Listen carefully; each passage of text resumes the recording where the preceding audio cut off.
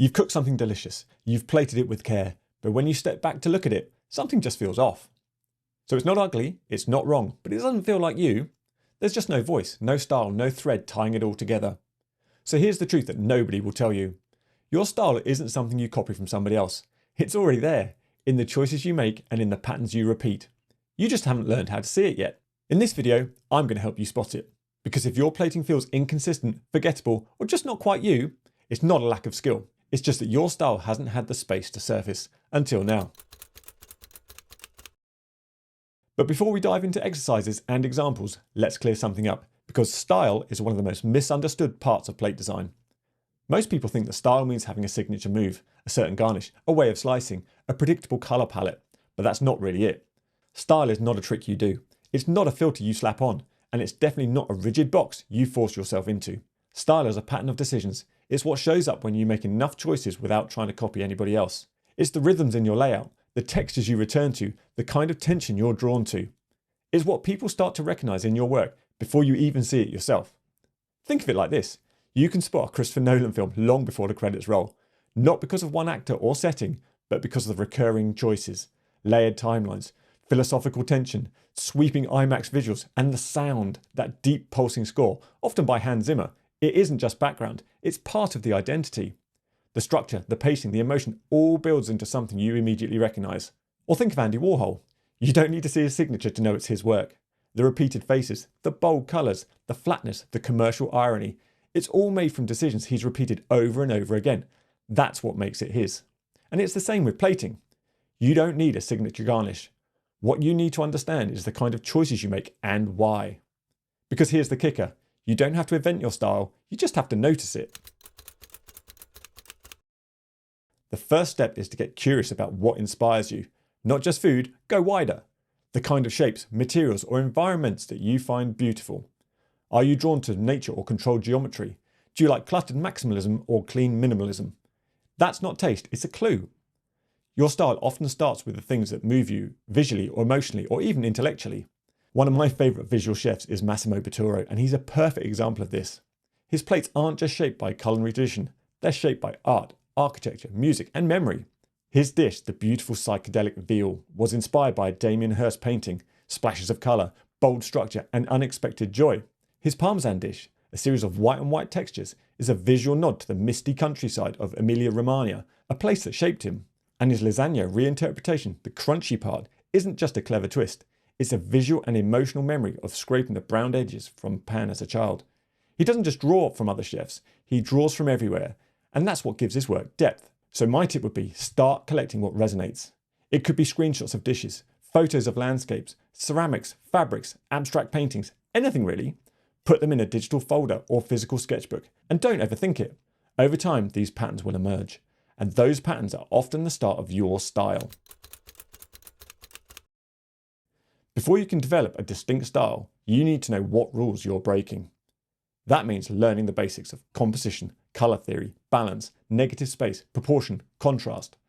Because once those principles are second nature, you'll have the confidence to bend, stretch and reinvent them in ways that actually work. Here's the simplest way to think about it. Plating is graphic design for chefs. You're arranging elements on blank canvas, you're guiding the eye, you're setting the mood and meaning through layout, colour and form. And just like a graphic designer needs to understand grids, hierarchy, white space before developing a signature style, chefs need to understand how visual design affects the plate. Otherwise your plating becomes guesswork and inconsistency kills style. This is exactly why I've written The Plating Gym. It's a practical hands-on book designed to help chefs, home cooks and food lovers master the visual side of presentation. Inside you'll find idea prompts, design theory and exercises that strengthen your creative instincts without overwhelming you. Think of it like a workout plan for your plating skills. You don't just read it, you're going to train with it. Now, if you're watching this during the crowdfunding campaign, this is your chance to back the project and be one of the first to get a copy. Click on the waitlist below. And if you're watching later, no worries, you'll find a link to buy the book right below this video. Wherever you're starting from, learning these fundamentals is what gives your personal style something solid to stand on. It's what helps your ideas become not just interesting, but intentional.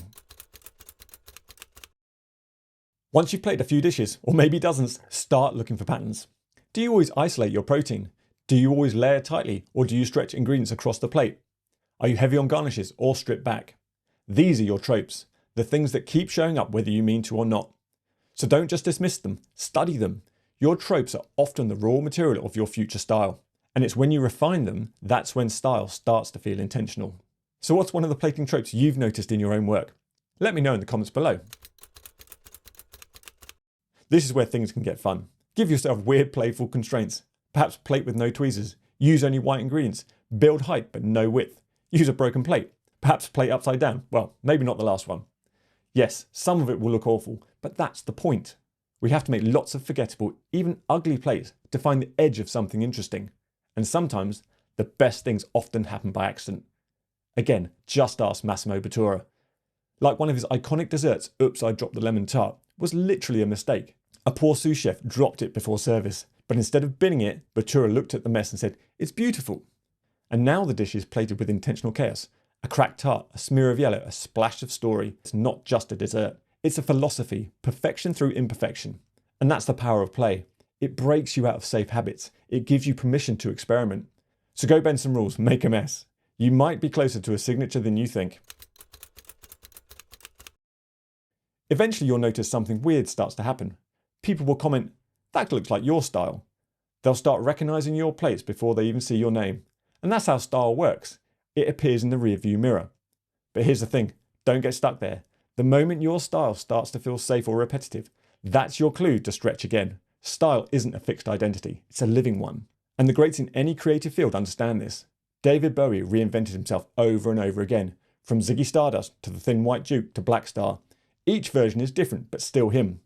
Madonna did the same, shifting visuals, sound, and tone to stay ahead of the curve, while always staying recognisably Madonna.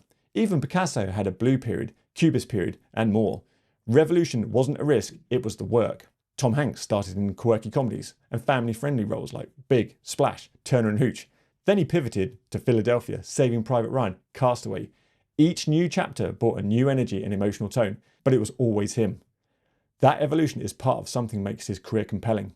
And as a chef or food creative, it's the same. You don't evolve by clinging to what you've always done.